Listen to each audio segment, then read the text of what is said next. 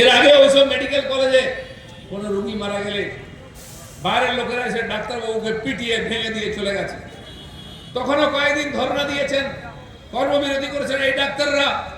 আবার মানুষের মুখের দিকে চেয়ে তারা বসে এসে আবার চিকিৎসা করছেন, আবার ডিউটি করছেন।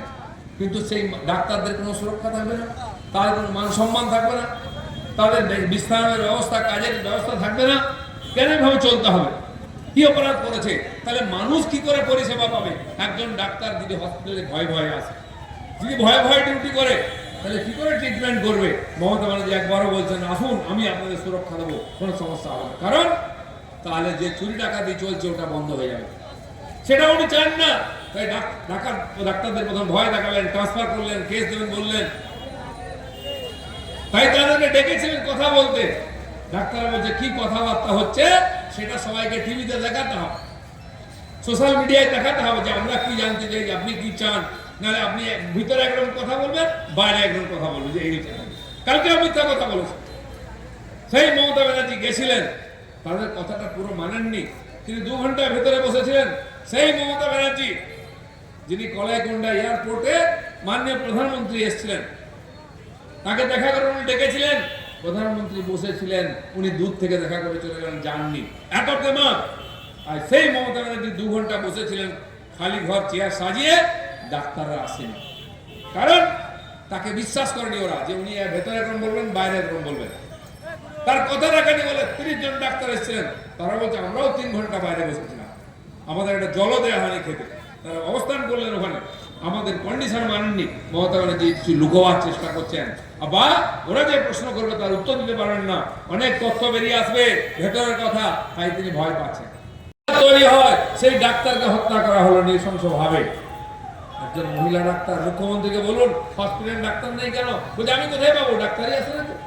তো যেখানে ডাক্তারের তো ক্রাইসিস, সেই ডাক্তাররা যখন লকডাউন হয়েছিল, করোনা কোভিড হয়েছিল, এরাই চিকিৎসা করেছিলেন দিনের পর দিন হসপিটাল থেকে।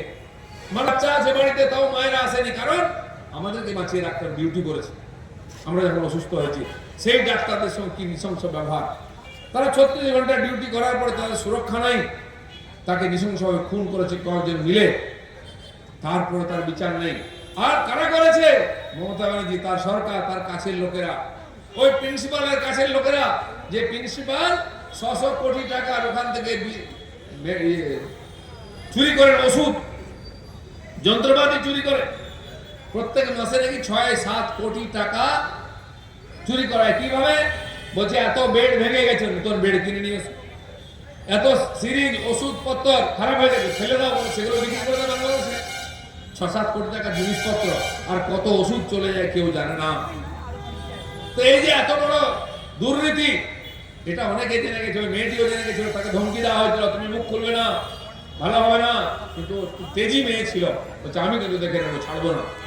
যখন মানেনি তাকে মারা হয়েছে, খুন করা হয়েছে নৃশংসভাবে, তার নিজের লোকেরা।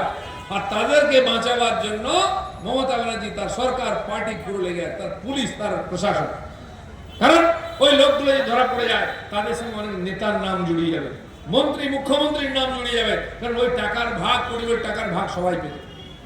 তাই চেপে নাও, মরুক একটা মেয়ে, যাক একটা ডাক্তার, যার গেলে তার গেলে, আমার কি, আমাদের টাকা পেলে হলো।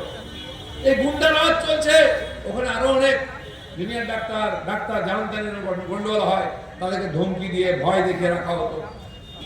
ডাক্তারবাবু বসে আছেন, তার সামনে 2 জন গুন্ডা ঢুকে গেল, টেবিলের উপরে পিস্তল রেখে দিয়েছে, রিভলভার দিয়ে বলছে দেখুন আপনি অনেক কিছু জেনেছেন, মুখ খুলবেন না। ও বুঝে গেল কি হবে, কেউ মুখ খুলতো না। আর এখন যেই সন্দীপ ঘোষ অ্যারেস্ট হয়েছে, সবাই মুখ খুলতে আরম্ভ করছে। কত ঘটনা আছে। টিএমসির নেতারাও জানতেন, হতে পারে তারা ভাগ পাননি, তাই বলছিলেন না, চুপ করে। এখন বলতে আরম্ভ করেছেন, তারাও জানে, অনেকে জানে, এখন অনেকে বলবে। এই সমস্ত তথ্য প্রমাণ, কারা অপরাধী যতক্ষণ না সামনে আসবে, আমাদের আন্দোলন চলবে। মমতা ব্যানার্জি বসে থাকবেন চেয়ারে, কখনো দোষীরা ধরা পড়বে না, কেউ মুখ খুলবে না, কোনো তথ্য প্রমাণ আসবে না। কারণ ওই মেয়েটিকে যেখানে হত্যা করা হয়েছে, যেখানে ধর্ষণ করা হয়েছে, তার জামা কাপড়, জিনিসপত্র, রক্ত ইত্যাদি কিছু না কিছু তো পাওয়া যেত। রাত্রেবেলা ওই ঘরের মধ্যে জল ঢেলে, হোস পাইপ দিয়ে ওই ঘর, যারা অপরাধ করেছে তারা যে বাথরুমে গিয়ে হাত পা ধুয়েছে, সেটা সব ধুয়ে ফেলা হয়েছে। আর তারপরের দিন মেশিন নিয়ে এসে ভেঙে দেওয়া হয়েছে। একটা ভালো বাড়ি যেখানে সবাই বসতে এসে কেন ভেঙে দেওয়া হলো? হঠাৎ কোনো আদেশ নেই, পিডব্লিউডি জানে না, এই জানে না, ওই প্রিন্সিপাল রাগারাগি অর্ডার দিয়েছে যে ভাঙো বাড়ি। কারণ কি সব তথ্য লোপাট করতে হবে, নাহলে কিন্তু ফাঁসি হয়ে যাবে। যত চক্রান্ত চলেছে 4 দিন ধরে, পুলিশের হাতে ক্ষমতা ছিল, কিচ্ছু করেনি। একটা মাতালকে পাগলকে ধরে নিয়ে এসছে, যেহেতু ওর বদনাম আছে, ড্রাগ নেয়, মদ খায়, ওকে ধরে নিয়ে ঢুকিয়ে দিয়েছে এই পিস্ট। সে স্বীকার করেনি এখনো, ও বলেছে আমি গিয়ে দেখেছি ওখানে ডেড বডি পড়ে আছে, আমি পালিয়ে গেছি। তাহলে কি হলো তার আগে, কোথায় হয়েছে ঘটনা, এখনো তথ্য আসেনি। নিশ্চয়ই কিছু তথ্য এসেছে, সিবিআই যথাসময়ে কোর্টে বলবে, কিন্তু মানুষ জানতে পারেনি। কিন্তু কারা এই লুকোবার চেষ্টা করছে? কেন এই বাড়ি ভাঙা হয়েছে, কেন ঘর ধুয়ে দেওয়া হয়েছে?